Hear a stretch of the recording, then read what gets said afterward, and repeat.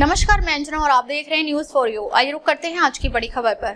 राजस्थान में sub inspector यानी SI भर्ती परीक्षा रद्द किए जाने के फैसले के विरोध में मंगलवार को उदयपुर में बड़ी संख्या में अभ्यर्थी सड़कों पर उतरकर आए और सरकार के खिलाफ जोरदार प्रदर्शन किया। प्रदर्शनकारी हाथों में तख्तियां और बैनर लिए हुए थे जिन पर सरकार से फैसला वापस लेने और ईमानदार अभ्यर्थियों के साथ न्याय करने की मांग की गई थी। अभ्यर्थियों का कहना है कि परीक्षा में धांधली और पेपर लीक जैसे मामलों के लिए कुछ गिने चुने लोग जिम्मेदार हैं, लेकिन सरकार ने पूरे प्रोसेस को रद्द कर हजारों मेहनती छात्रों के भविष्य पर पानी फेर दिया है।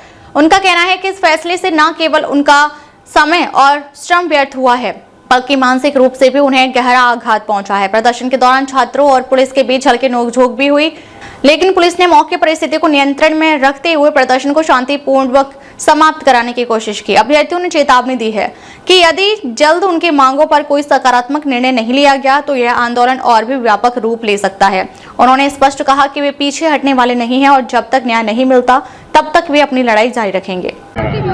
देखिए, राजनीति तो क्या है कि आज ओछी हो गई है, बहुत ज्यादा ओछी हो गई है। उनको किस मुद्दे पर उठानी चाहिए, राजनीति किस मुद्दों पे करनी चाहिए, उनके वो तो विषय रहा ही नहीं है। क्या सड़कों पे गड्ढे पड़े हुए हैं, बच्चों की एजुकेशन, जो रेप केस अभी लेटेस्ट उदयपुर में हुआ है, आपको पता हो तो इन पे बोलिए ना कोई। और आज ये जो भर्ती है, अभी थोड़े समय पहले आपने सुना होगा कि सुप्रीम कोर्ट के एक जज के घर पे भी मिले बहुत सारे पैसे। तो कहीं ना कहीं मुझे ऐसा लगता है कि न्यायालय भी बिक चुके हैं यहाँ पे, और सबके घर पेटियां आ रही है। आपने मेवाड़ी में कहा पेटियां आ रही है, जो पेटियां आ रही है जो अच्छा न्याय दे रहा है ना। हकीकत बता रही हूँ मैं आपने। आज मैं पत्रकारिता पे एक बार विश्वास करना चाहूंगी इस बात कि वो बात को इस बार बिके नहीं पत्रकार। बहुत सारे पत्रकार बिक चुके हैं, मैं आपको भी गलत नहीं बोल रही हूँ, लेकिन मैं सच कह रही हूँ, पत्रकारिता उतनी निष्पक्ष नहीं रही आज, इसलिए कोर्ट ने ये न्याय ये आदेश दिया है। पत्रकारिता को इतना न्याय से कीजिए, आप इतना निष्पक्ष कीजिए कि ये बच्चे दिखने चाहिए आपको। ये आप ये बताइए, आज तक इतनी भर्ती हुई, आज तक इतनी भर्तियां हुई हैं, क्या कभी कोई उसमें घोटाले नहीं हुए? क्या कभी पेपर लीक नहीं हुए? आप अभी रीट वाले भी 2 बार हम डबल बेंच में जब गए हैं तो डबल बेंच ने यही निर्णय दिया है कि देखो, निर्दोषों के जो है उनके साथ न्याय होगा और भर्तियों को बहाल किया गया, दोषी के खिलाफ कार्रवाई की। हम शुरू से यही मांग कर रहे हैं कि आप, ये बच्चे कह रहे हैं कि हमारा आप जो भी नार्को टेस्ट वगैरह कराना चाहते हैं उसके लिए हम लिखित में देने को तैयार है कि हम उसी के लिए रेस्पॉन्सिबल अगर कुछ होता है वो करवा लीजिए। हमारा एसओजी की जो जांच एजेंसी है वो अपने जांच कार्य को करे और जो दोषी उनको पकड़े, दोषी को पकड़कर उनको कड़ी सजा दी जाएगी, तभी तो अगली बार ऐसी घोटाले नहीं होंगे, ऐसी पेपर लीक के मामले नहीं होंगे। और युवाओं का हौसला बढ़ाने की जगह आप यहाँ उनका मनोबल तोड़ रहे हो। मैम, आप लोग प्रदर्शन कर रहे हो, अच्छी बात है, लेकिन आपने न्यायपालिका और पत्रकारिता दोनों का आपने लांछन लगाया, दोनों बिक चुके हैं। इसकी वजह क्या है आपने?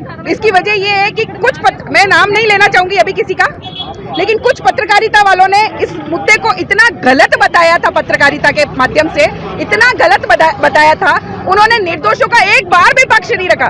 कुछ पत्रकार इतने अच्छे थे जिन्होंने पक्ष रखा था, लेकिन वो जो 5% जो लोग थे ना, बिक गए थे, उन्होंने उस पत्रकारिता के माध्यम से इन निर्दोषों का बिल्कुल पक्ष नहीं रखा था। और शुरुआत में मुद्दा भी वहीं से उठा, जबकि पत्रकारिता का कार्य होता है कि वो जांच करे पहले कि क्या सही है क्या गलत है। और आप तो छोड़िए, मैं ये कहती हूँ न्यायपालिका का क्या कर्तव्य होता है कि वो दोनों पक्षों को सुने। जो आप लोग की पढ़ाई करते हैं, आप तो जज हैं, आखिर जज हैं तो आपको तो हमसे ज्यादा ज्ञान है, हम तो आम आदमी हैं। तो क्या होता है कि न्याय का एक उसूल है कि आप दोनों पक्षों को निष्पक्ष रूप से सुने। आपने इस पक्ष को तो शुरू से सुना ही नहीं, इस पक्ष के बारे में सोचा ही नहीं कि हमने यहाँ तक कि ऐसी वीडियोस भेजी उन घर की, परिवार की, उन गरीब लोगों की कि वो कैसे बच्चे बकरियां चरा के माँ बच्चे को पढ़ा रही है, झोपड़ी में पढ़ा रही है, और फिर वो यहाँ तक आए। आज उन बच्चों का हौसला तक आपने तोड़ दिया है। तो मेरा ये सरकार से निवेदन है कि आपने अगर पहले हमारा साथ दिया, आपने हमारी तरफ से आपने बात रखी, तो अब आप डबल बेंच में क्यों नहीं जा रहे? आप डबल बेंच में जाइए और हमारा पक्ष मजबूती से रखिए कि ये जो निर्दोष है उनकी क्या गलती है। तो आप आगे पहुंचाओ हमारी बात, ये भी आपकी ड्यूटी है।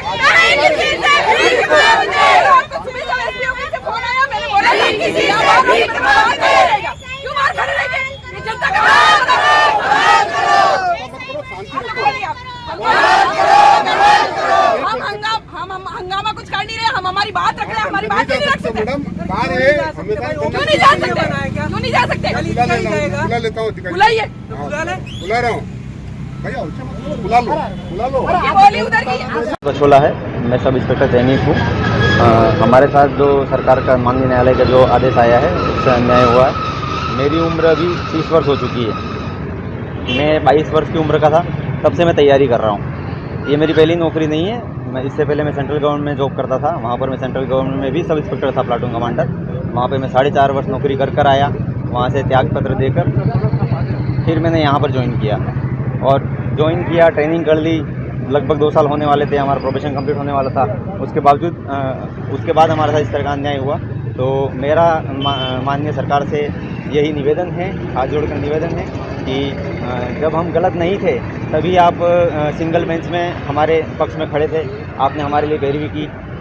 तो आगे भी हमारा यही निवेदन है कि आप डिविजनल बेंच में भी हमारा साथ दें और हमें न्याय देने का कार्य आप करें। लोग जो तकिया लेके घूम रहे हैं, जिसमें आप लोग खुद स्वीकार कर रहे हैं कि इस परीक्षा में भ्रष्टाचार हुआ है, जी कहीं ना कहीं घोटाला हुआ है, तो जी घोटाले की वजह से सुप्रीम कोर्ट ने, हाई कोर्ट ने यह फैसला दिया है, तो फैसले का स्वागत करना चाहिए। आप लोग विरोध क्यों कर रहे हो? स्वागत कैसे करेंगे? स्वागत तब करेंगे जब फैसला न्याय संगत होगा।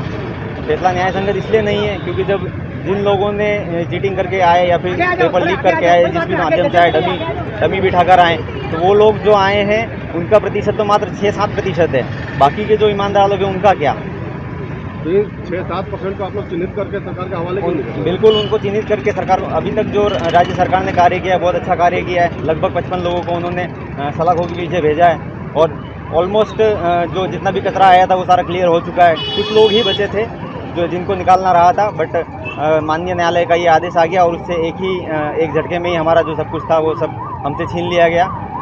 तो मेरा आगे निवेदन है कि हम डिविजनल बेंच में हमारे साथ सरकार हमारा पक्ष रखे और हमें न्याय दिलाने का कार्य करे।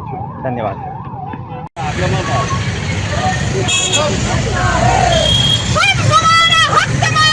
नहीं किसी से भीख मांगते, हम हमारा हक मांगते, नहीं किसी से भीख मांगते।